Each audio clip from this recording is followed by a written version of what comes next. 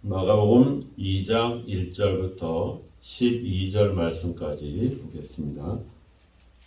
수일 후에 예수께서 다시 가버나움에 들어가시니 집에 계시다는 소문이 들린지라 많은 사람이 모여서 문 앞에까지도 들어설 자리가 없게 되었는데 예수께서 그들에게 도를 말씀하시더니 사람들이 한 중풍병자를 네 사람에게 메어 가지고 예수께로 올세 무리들 때문에 예수께 데려갈 수 없으므로 그 계신 곳에 지붕을 뜯어 구멍을 내고 중풍병자가 누운 상을 달아내리니 예수께서 그들의 믿음을 보시고 중풍병자에게 이르시되 작은 자야 내 죄사함을 받았느니라 하시니 어떤 서기관들이 거기 앉아서 마음에 생각하기를 이 사람이 어찌 이렇게 말하는가 신성모독이로다 오직 하나님 한 분 외에는 누가 능히 죄를 사하겠느냐.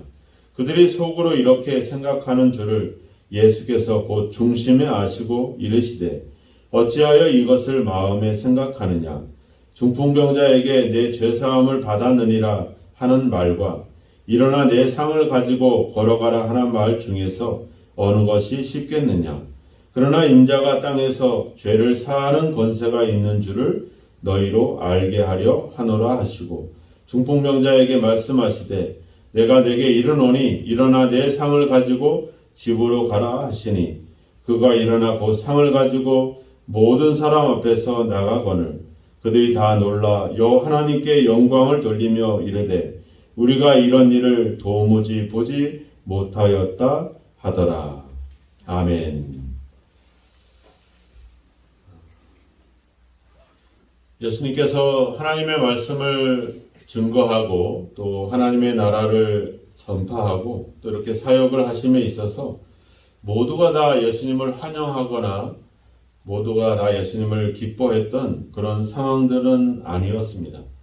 갈수록 점점 더 예수님이 곤란해지고 또 어려움을 당하는 일들이 계속 일어나게 되죠.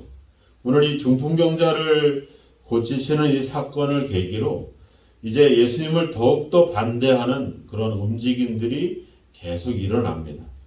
한편으로는 병자가 고침을 받고 그리고 많은 그런 외면당했던 사람들이 예수님의 제자로 부름을 받고 또 많은 여러 가지 신앙적인 행위들을 하는 것도 많이 나타나기도 하지만 사건마다 이제 계속해서 딴지를 걸고 또 사건마다 예수님과 논쟁을 벌이는 일들이 계속 일어납니다. 이제 그것이 2장부터 본격적으로 일어나게 돼요. 그래서 중풍병자를 고치는 사건이라든지 아니면 그 세리와 죄인과 같이 음식을 먹는 그 사건이라든지 또 안식일에 그 제자들이 그 밀 이삭을 비벼 먹었던 그 사건이라든지 이런 사건들이 이제 여기 2장에 나오는데 이걸 계기로 예수님을 반대하고 예수님을 거부하는 일들이 이제 본격적으로 나타나게 됩니다. 솔직히 생각해 보면 그동안에 여기 7절에 나와 있는 이 서기관들도 보면 하나님의 말씀을 연구하는 사람들이잖아요. 그걸 또 사람들에게 그것을 또 알려주는 역할들을 하는데 하나님의 말씀을 본다면 당연히 그 말씀을 통해서 예수님이 진짜 다시 오셨던 메시아고 우리를 구원할 하나님의 아들이라고 하는 것을 알게 될 텐데 오히려 그들이 더 이 하나님의 아들, 우리를 구원할 구원자를 더 반대한다라고 하는 것 이게 참 더 이게 솔직히 좀 모순된 그런 모습이라고 할 것입니다. 우리가 하나님을 모르고 또 뭐 이 성경을 잘 모르고 또 믿음이라는 것을 잘 모르는 사람들이 아니면 뭐 다른 종교를 갖고 있던 사람들이 뭐 예수님이나 기독교를 핍박하는 것은 뭐 이해할 수가 있겠지만 이렇게 하나님을 섬기고 하나님의 말씀을 연구하고 또 그 말씀을 가지고 살아오던 사람들이 이 하나님의 아들을 거부한다. 이건 참 이상한 일이죠. 근데 그런 일들이 실제로 우리가 믿는 우리 교회 안에서 그런 일들이 일어나고 있거든요. 우리가 하나님을 안다고 하고 우리가 예수님을 믿는다고 하면서 또 그분을 통해서 우리가 사랑과 은혜를 받고 있으면서도 오히려 우리가 더 사랑하지 못하게 되고 더 말씀을 외면하게 되고 오히려 더 하나님의 뜻보다는 내 고집을 앞세우는 일들이 더 많아지고 또 우리가 이 기독교를 통해서 신앙을 통해서 우리가 더 많은 가르침을 받잖아요. 세상 사람들은 솔직히 뭐 일하고 집에 와서 뭐 TV 좀 보다가 그냥 그렇게 살다가 가잖아요. 근데 우리는 주일도 그렇고 또 여러분들은 또 새벽에도 이렇게 말씀을 듣기도 하고 또 우리는 세상 사람들이 하지 않는 이런 영적인 일들을 하는 우리거든요. 그래서 어떻게 보면 우리는 더 선하고 더 의롭고 더 어떻게 보면은 더 거룩하고 구별된 그런 삶을 살아야 되는데 어떻게 우리가 더 시기하고 더 질투하게 되고 더 그들보다 우리가 마치 더 배우고 더 깨달은 그걸 가지고 어떤 삶을 좀 본이 되는 삶을 사는 것이 아니라 그것으로 오히려 더 다른 사람들을 판단하고 더 이렇게 그들을 더 함부로 이야기하는 그런 일들이 자꾸 일어나고 있거든요. 우리는 예수님을 반대하는 사람들을 보면서 우리도 그러고 있지는 않은가 하는 점들을 우리 자신을 살펴야 된다라고 하는 겁니다. 오늘 예수님이 중풍병자를 지금 고치는 사건이 나옵니다. 근데 이 사건으로 중풍병자를 고쳤느냐 안 고쳤냐 하는 문제보다 다른 문제가 더 논란이 되고 있어요. 그것은 바로 예수님이 그 중풍병자에게 5절에 보면 작은 자야 내 죄사함을 받았느니라. 그러니까 병을 고치는 문제를 다루지 않고 죄의 문제를 다루고 있거든요. 그리고 그 중에 어떤 사람들은 어떻게 하나님 한 분 외에는 누가 죄를 사하겠느냐 하면서 예수님을 신성을 모독했다라고 그렇게 의심하는 자들이 그 군중 속에 있었다라고 하는 겁니다. 그러자 예수님이 다시 9절에 보면 그들에게 질문을 던지죠. 중풍병자에게 내 죄사함을 받았느니라 하는 말과 일어나 내 상을 가지고 걸어가라 하는 말 중에 어느 것이 쉽겠느냐 이렇게 질문을 던집니다. 즉 여기서 예수님의 질문의 취지는 뭐겠습니까? 앞의 말이 더 쉽다는 얘기죠. 즉 죄사함을 받았다 하는 말이 쉽다는 겁니다. 왜? 이건 말로 하면 되거든요.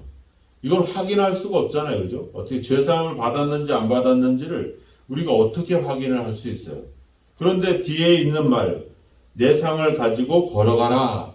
이건 기적이잖아요. 기적을 일으켜야 되는데 말로 하는 거하고 기적을 일으키는 거하고 뭐가 더 쉽겠느냐?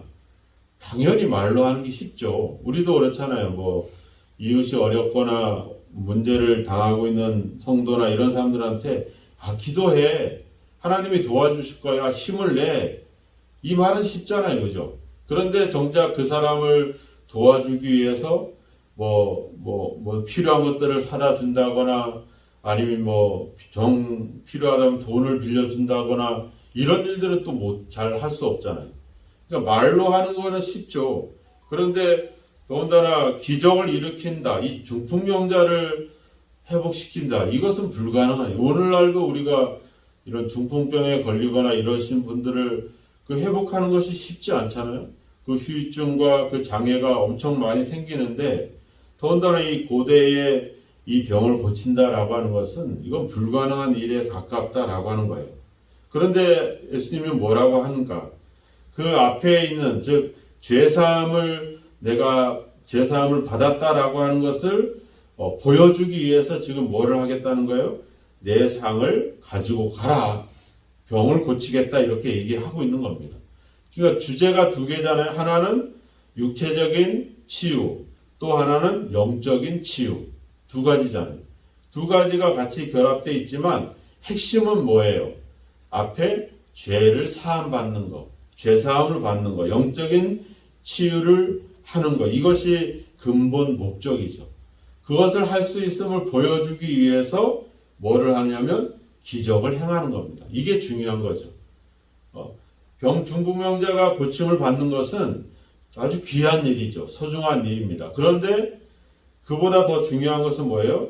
죄사함을 받게 하는 것. 그러니까 예수님이 이 땅에 오신 목적이 바로 뭐예요? 우리 죄를 용서하시기 위해서. 그래서 죄값을 치루어서 그 죄값을 대신 치름으로 우리가 심판받지 않도록 하기 위해서. 이게 핵심입니다. 우리가 지옥을 가는 이유가 있어요. 왜 지옥을 가냐면 죄 때문에 갑니다. 죄값을 치르기 위해서 지옥을 가는 거예요. 그런데 그 죄값을 누가 치루어 주냐면 예수님께서 십자가에서 그 죄값을 치러주죠. 그래서 그것을 믿는 사람은 죄값을 치른 겁니다. 그러니까 지옥을 갈 이유가 없는 거죠. 이게 중요한 겁니다. 예수님이 자꾸 죄사함을 얘기하는 게 뭐냐면 죄사함을 받지 못하면 심판을 받을 수밖에 없거든요. 그 죄사함을 위해서 예수님이 이 땅에 오셨다라고 하는 겁니다. 그래서 잘못 생각하면 예수를 믿으면 구원받고 예수를 안 믿으면 지옥을 간다. 이 이야기의 핵심은 바로 뭐냐면 죄예요. 죄가 예수님을 인해서 용서받았고 사함을 받은 것을 믿는 사람은 구원을 받는 것이고 그 죄값을 여전히 가지고 있는 사람은 지옥을 갈 수밖에 없는 겁니다. 그래서 예수님은 그 죄사함을 위해서 오셨다는 거죠. 그건 확인할 수가 없으니까 그 죄를 용서하시고 그 죄를 사해 주셨다고 그래서 우리를 속량하시고 우리를 구속하셨다는 것을 확인할 수가 없으니까 그것을 확인하는 방법이 바로 기적으로 나타나는 것이죠. 그래서 우리에게 이런 어떤 그런 하나님의 은혜가 임했을 때 뭐 병을 고친다거나 문제를 해결받는다거나 우리가 기도할 때 기도가 응답된다거나 또 내가 생활 속에서 기쁨과 감사함으로 살아갈 수 있다거나 이렇게 우리에게 나타난 이 많은 은혜들의 목적은 바로 뭐냐면 우리로 하여금 우리를 사해 주시는 우리를 구원하시는 예수님을 믿게 하는 것. 그래서 그분으로 말미암아 우리가 생명을 얻게 하는 것. 이것이 하나님의 근본 목적이라고 하는 겁니다. 그러니까 기적과 능력이 하나님의 목적이 아니라 그것을 통해서 우리를 구원하시고자 하는 것이 하나님의 목적이라고 하는 것이죠. 그래서 앞에 1장 3절에서도 38절에서도 이야기했잖아요. 우리가 다른 가까운 마을들로 가자. 거기서도 전도할 것이다. 왜? 수많은 사람들이 예수님께 와서 병을 받으려고 오는 겁니다. 근데 앞에 1장을 보셨던 분은 알잖아요. 예수님이 병을 고쳤고 그들을 회복시켜줬는데 뭐라 그래요? 아무 말도 하지 마라. 가서 병 고침을 받았다고 얘기하지도 마라. 그리고 앞에 그 나병 환자한테 뭐라 그랬어요? 진짜 아무에게도 아무 말도 하지 마라. 그리고 그 말을 하기 위해서 경고했잖아요. 그죠? 부탁한 게 아니라 경고를 했습니다. 그런데 어떻게 해요? 오늘은 드러내놓고 이야기해요. 내가 죄사함을 주기 위해서 왔다. 그 권세가 있다 하는 것을 스스로 자신을 드러내십니다. 모든 사람 앞에서. 왜? 여기서는 확인이 됐잖아요. 중풍병자가 치료함을 받고 갔는데 사람들이 단순히 중풍병이 낫다. 이 문제만 갖는 게 아니라 뭐까지 들은 거예요. 죄를 사하는 권세가 예수님께 있다는 것을 이 사건을 통해서 확인을 했잖아요. 그죠? 그 서기관들과의 논쟁을 통해서 예수님이 오신 근본의 목적이 이런 병을 고치고 중풍병을 고치는 게 아니라 죄를 사하기 위해서 오셨다는 것을 여기서 이 사건으로 증명해 주셨잖아요. 그러니까 이런 경우에는 사람들에게 이 사건에 대해서 이야기하는 것을 경계하지 않으셨다라고 하는 겁니다. 근데 앞에 1장에 나타났던 많은 병 고치는 또 기적의 역사 속에는 아무도 그 말을 하지 말라고 했죠. 왜? 사람들이 그래서 죄사함이 아니라 병을 고침받기 위해서 몰려들었잖아요. 이 점을 참 우리는 주의 깊게 생각을 해야 됩니다. 우리가 교회를 오고 또 기도를 하고 믿음의 생활들을 하는 것은 당연히 복도 받고 은혜를 받기 위한 것도 목적이지만 근본 목적은 우리가 예수님을 믿고 그분에게 용서를 받고 또 구원받고 이제는 거듭난 또 새로운 그런 인생을 살아가게 하시는 그 구원의 은혜 속에서 살기 위해서 우리가 하나님을 가까이 하는 거거든요. 그것이 어떤 병 고치고 문제가 해결되고 성공하고 출세하고 그런 것으로 가는 것은 잘못된 방향이라고 하는 겁니다. 그래서 죄를 사하는 권세가 있는 줄을 너희로 알게 하려 하노라.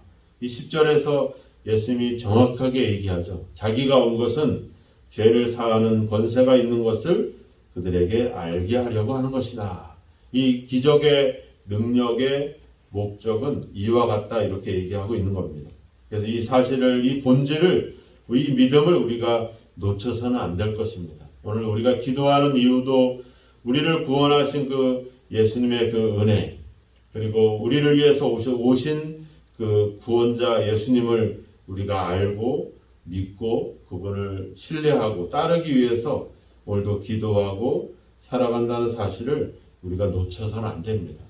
부수적인 것, 즉 기적을 경험하고 능력을 경험하고 병을 고침을 받고 이런 목적이 아니라 죄를 사하기 위한 것이, 우리를 구원하시기 위한 것이 예수님의 목적이라는 사실을 우리가 모든 생활 속에서 기도하는 가운데 이 사실을 놓쳐서는 안 됩니다. 이걸 빼버리고 기적을 얘기하고 능력만 이야기하면 잘못된 방향으로 우리가 예수님을 증거할 수 있는 거죠. 그래서 1장에서는 절대 말하지 마라 이렇게 이야기를 했던 점도 우리가 다시 한번 기억해야 될 것입니다. 오늘도 우리가 예수님을 믿는 목적이 그런 어떤 눈에 보이기 위한 것에 있지 않고 우리를 구원하시기 위해서 자신을 십자가에 못 박으신 그 예수님의 그 크신 은혜와 우리를 구원하시기 위한 그분의 희생을 보면서 우리가 감사하고 또 우리가 생활 속에서 다른 사람들의 구원을 위해서 함께 희생하고 섬기고 사랑할 수 있는 삶을 살아가는 것, 그것이 예수님의 뜻임을 다시 한번 기억하시고 기적의 또 그런 능력에 마음을 두지 마시고 진짜 우리를 구원하시기 위한 예수님의 그 뜻을 잘 이해하고 그 마음대로 우리가 또 오늘도 그 마음으로 사랑하고 또 그들의 구원을 위해서 그들을 위해서 기도해 줄 수 있는 그런 어떤 사랑의 삶을 살아가는 저와 여러분이 되기를 주님의 이름으로 축원합니다. 기도하겠습니다. 하나님 아버지 감사합니다.